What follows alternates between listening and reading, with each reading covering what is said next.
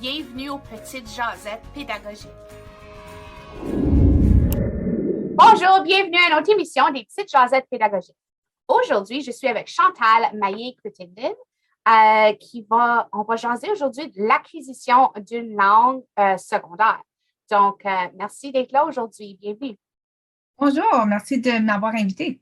Je suis vraiment heureuse d'être avec vous aujourd'hui. Alors, moi, ça fait déjà 20 ans que je travaille comme orthophoniste ici au nord de l'Ontario. Moi, je suis à Sudbury et je suis aussi professeure à l'Université Laurentienne pour le programme d'orthophonie au baccalauréat et à la maîtrise. Puis moi, je m'intéresse beaucoup à l'acquisition du français comme langue minoritaire, le bilinguisme. Donc, on se prépare. Moi, je me prépare en tout cas pour envoyer mon plus jeune à l'école pour la première fois. Il rentre en maternelle à une école francophone. Et puis, c'est certain qu'il y a une préparation à faire pour qu'il se sente prêt pour rentrer dans la grande école élémentaire. Donc, comme tout parent, lorsqu'on envoie notre enfant à une école pour la toute première fois, ça vient avec un peu d'anxiété, avec de l'angoisse, avec plusieurs questions. Donc, comme orthophoniste, je vais toujours donner des conseils aux parents, peu importe la langue parlée. C'est les mois qui précèdent l'entrée à l'école. Essayez d'être un peu plus conscient du montant de vocabulaire que vous utilisez. Donc, commencez à penser à voix haute. Parler de je suis en train de plier les vêtements, je vais les accrocher. Regarde des beaux fruits que je coupe. La belle fraise rouge, elle a l'air juteuse, elle a l'air délicieuse. Donc, ça, je vais donner ça comme conseil à n'importe quel parent dans n'importe quelle langue. On veut vraiment habituer les enfants à entendre beaucoup de vocabulaire. Aussi, si vous avez des livres à la maison ou si vous avez accès à une bibliothèque, essayez de lire des livres avec vos enfants ou même juste parler des images avec vos enfants. Pas toujours besoin de lire tous les mots, mais vraiment d'exposer vos enfants aux livres. Ça va beaucoup les aider parce qu'à l'école, c'est sûr qu'ils vont être exposés aux livres. Lorsqu'on parle d'une école de langue française, bien, dans la mesure du possible, exposez-les à des livres en français. Il y a plein de livres gratuits en ligne numérique aussi. Alors, si vous n'avez pas accès à plusieurs livres, puis que vous avez une tablette, un ordinateur, vous pouvez trouver des livres en ligne. Puis des fois, même si vous autres, peut-être vous ne sentez pas autant à l'aise en français, il y a des livres qui vont être lus pour l'enfant là, à l'ordinateur. Puis comme je disais, c'est gratuit. Écoutez des chansons en français. À l'école, on va souvent chanter des chansons, apprendre des comptines. Donc, si votre enfant a déjà entendu certaines chansons, ça va les faire sentir comme s'ils sont familiers avec ce nouveau entourage. Alors, allez sur YouTube, il y a beaucoup de chansons françaises. Vous pouvez même faire une petite recherche, comptines françaises, chansons françaises, sur Spotify aussi, si vous avez un compte Spotify ou même si vous n'avez pas de compte, vous pouvez quand même y accéder. Il y a plusieurs chansons françaises, même des comptines françaises. Donc, ça, c'est quelque chose qui va beaucoup les aider. Puis, amusez-vous. Je pense que c'est ça qui est vraiment important. Lorsque vous écoutez des chansons, même si vous, comme parent, vous ne connaissez pas ces chansons-là, apprenez-les avec votre enfant. On peut danser, on peut les chanter par après. Je ne sais pas si vous êtes comme moi. Moi aussi, j'ai 3 enfants, ils sont un peu plus vieux. Ça fait un petit bout de temps qu'ils ont commencé l'école. Mais je passe quand même beaucoup de temps avec eux dans la voiture. Alors, pourquoi pas écouter même la radio en français? Donc, je pense pour bien préparer les enfants, c'est ça, c'est les exposer à des activités ludiques, amusantes, comptines, chansons, des livres en français. Donc, ce que j'entends, c'est exposition. Le plus qu'on est exposé à la langue, le plus que ça devient familier, on comprend mieux, on acquiert du vocabulaire en écoutant. Donc, c'est ça. Oui, exposition, je vois que c'est un grand thème pour aujourd'hui.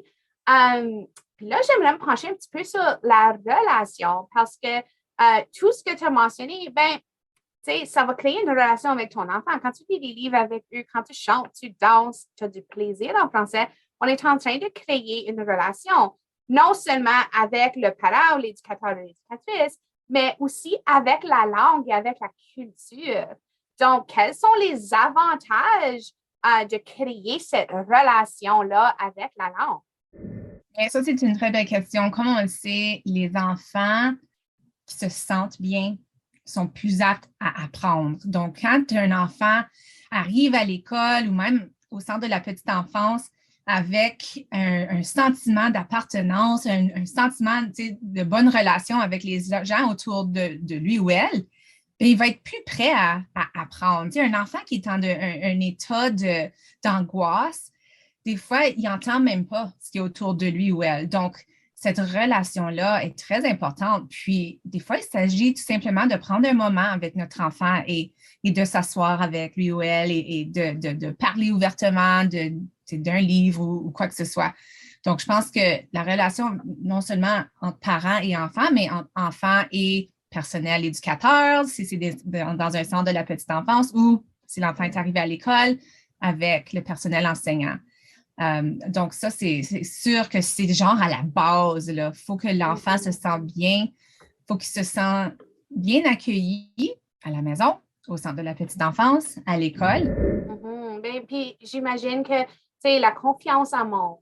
Si je me sens bien, si je me sens comme si je comprends et que je suis capable de communiquer, les gens me comprennent quand je communique et moi, je comprends les gens lorsqu'ils communiquent avec moi. C'est certain, je vais me sentir mieux dans mon environnement, ma confiance va monter, puis je vais être plus disposée, comme que tu as dit tantôt, à apprendre parce que je me sens bien.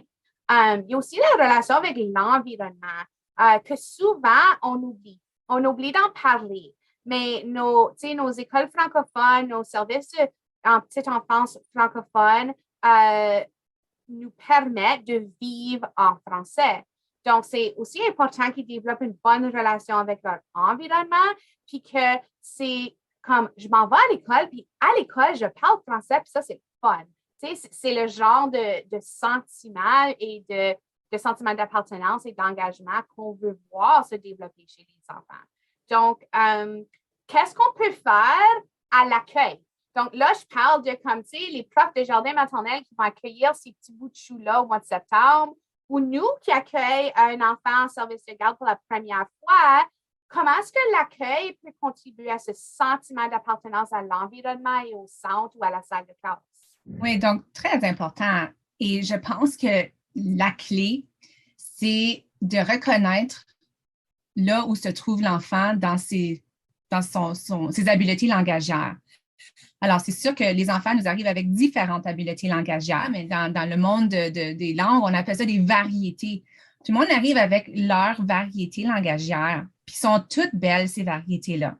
Peut-être juste d'en parler. Puis je pense, des fois, on sous-estime ce que les enfants de cet âge-là comprennent.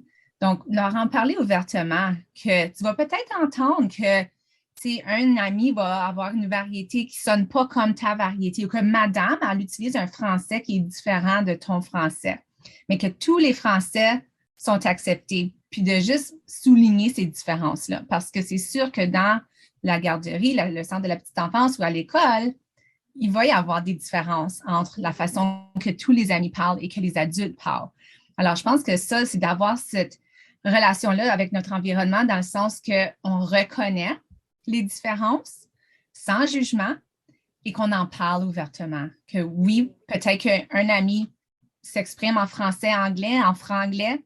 Un autre ami, c'est surtout français. Puis peut-être qu'un autre ami, c'est un français plutôt haïtien. Puis comment est-ce qu'on accepte et qu'on accueille toutes ces langues-là?